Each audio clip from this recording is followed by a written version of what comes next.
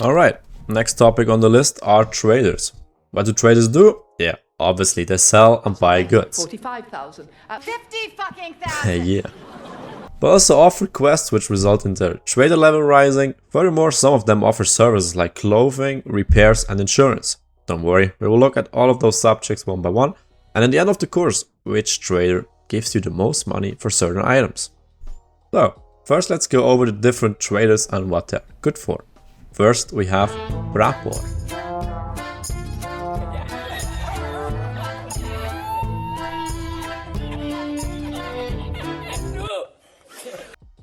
Rapport is basically the guy for everything that comes to mind when you think of post-Soviet weapons. Mainly AKs, but also ammunition, grenades, magazines and some mods. Rapport also has some pretty good early game barter trades. With those, instead of giving him money, he wants a certain item from you. And no matter what level you have Rapport on, his inventory always looks like a huge mess. He also buys mostly everything that is related to gunfights, but there are other traders that pay way more. Rapport also allows you to repair and insure gear. When you repair a damaged armor, it increases the durability, but lowers the maximum durability in the process, which lowers the protection efficiency of the armor. Depending on the material of the armor and the service provider you use, this decrease varies. Don't worry, materials and armor, gear and penetration chance will also all be covered in this series. You will become an EFT expert with this. And by the way, in case that you are an AK main, you can trade pretty decent starting ammo at Rapport for this washing thing called Viper. It's good at the beginning when you don't have the flea market. So this is the overview on which we are going to measure which trader is the best pick for certain item categories. So far we only have Rapport, so not much to say so far. Next we have Therapist.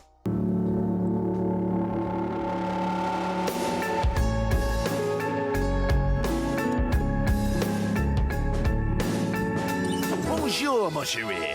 Would you give moi the pleasure of dinner? Therapist basically sells everything you need to keep your character fresh and on top.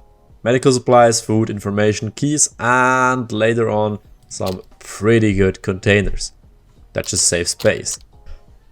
But you can also sell other items to her like dog tags and most hideout materials. She pays amazing for the things she buys. She also allows to insure gear. We will look at the difference later. Now here the overview, as said, she pays very well for the things she's buying. Then we have Fence. And Fence is a special one.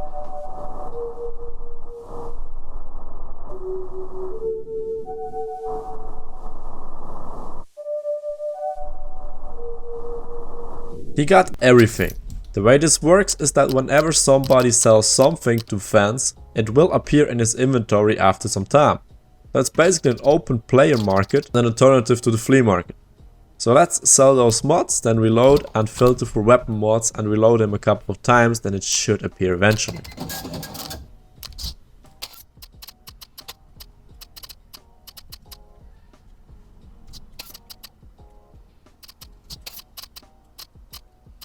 One eternity later. Okay, seems like nobody's buying anything currently, so our mods don't appear in the inventory. But it would appear after some time. Now Fence is the most active when there was a fresh wipe. Nobody has the flea market. And nobody wants to pay those overpriced prices now for items anybody can get on the flea market way cheaper. But just, so that you know, that's how he would work. And you can sell everything to him, but he doesn't pay well at all. As you can see in the overview here, he's already the worst buyer. And we only have 2 other traders yet. After the mysterious guy comes Skier.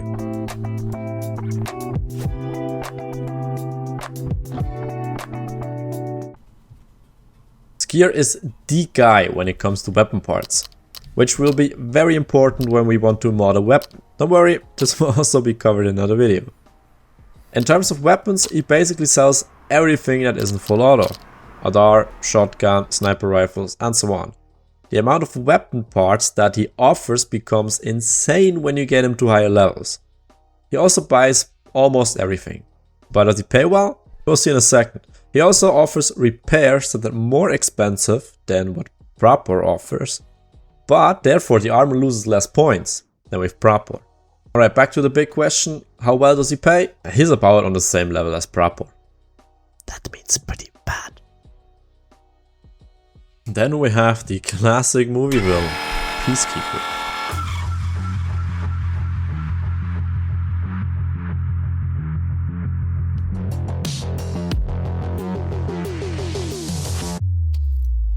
A Peacekeeper keeps the peace. Well, kind of. The first specialty about him is that he trades in dollars, not rubles. You can buy dollars directly for rubles or get dollars by selling stuff to him. Peacekeeper sells Western NATO weapons and some pretty nice mods. Early game he sells one of the first close quarter scopes that can be mounted on almost every gun with a radar. I mean, look at that huge gun with that cute little scope. I'll link a video talking about the best starting weapons and how you can mount those scopes on level 1 weapons. Later on he also sells the 45-degree scope attachment and even later on some of the best helmets in the game. Peacekeeper doesn't have quests at the beginning until you complete the Friend from West Part 2 from Skier, which is a pretty late game quest. Now of course he offers dollars, so it's pretty hard to pair him to other traders. I just used the 121 rubles for $1 ratio to calculate the prices, but of course you get dollars, so it's not really practical if you wanna, use the flea market with rubles. So we're almost done. Next comes the mechanic.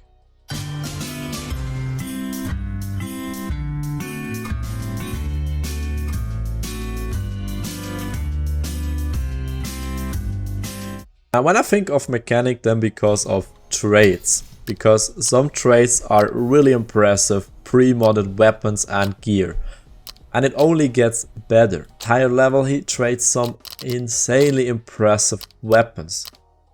Now his questline starts with the gunsmith, in which you have to craft weapons with certain requirements. I did a video on that, which I'll link here too. Yeah, I got basically a video on everything. And just like Proper, he offers repairs. It's a lot more expensive, but therefore the armor loses way less points than with Proper. The mechanic is pretty picky on what he buys, mainly weapon and weapon mods, but for those he pays really well. Alright, the next guy switches things a bit up. It almost became boring for those guys selling kinda the same stuff, right? So, in comes Ragman, the clothing expert.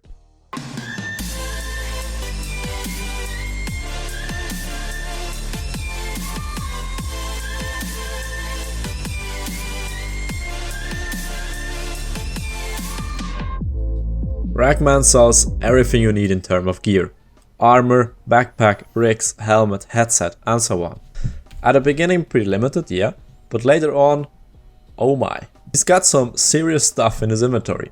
Ragman also allows you to change your clothing. Just like everything else in this game, at the beginning it's pretty limited, but later on you can, go crazy and show that your character got some swag. Oh god, that was cringe. Now Ragman basically buys the stuff he sells, so everything that is related to gear. And for this, he again pays really well. Now last on the list is Jaeger, the lost trader.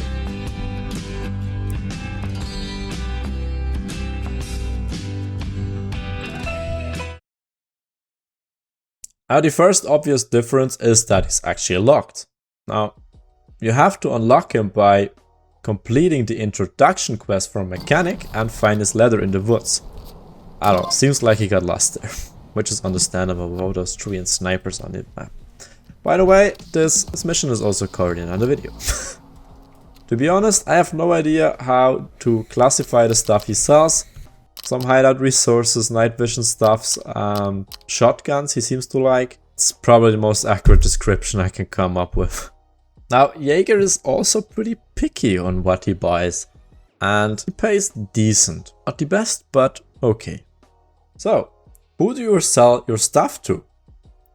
Except for the flea market, of course. Here's an overview of which trader pays how much, and based on that, that order is what I would recommend. So gear goes to Ragman, then sell weapon and weapon mods to mechanic. Everything that is left after that, sell it to therapist. So that was much to take in, but we're almost done. Last topic is leveling. Why should you do quests and level traders anyway? Now, first, when you complete quests, you gain reputations, which is one of the requirements for a level up. I mean, yeah, the mission rewards usually suck, but when you unlock a new level, you get access to a ton of new items, which are usually way cheaper than what people on the market ask for. The levels also are a requirement for upgrading certain stations in your hideout. So when you want to progress there, you have to get best buddies with those traders.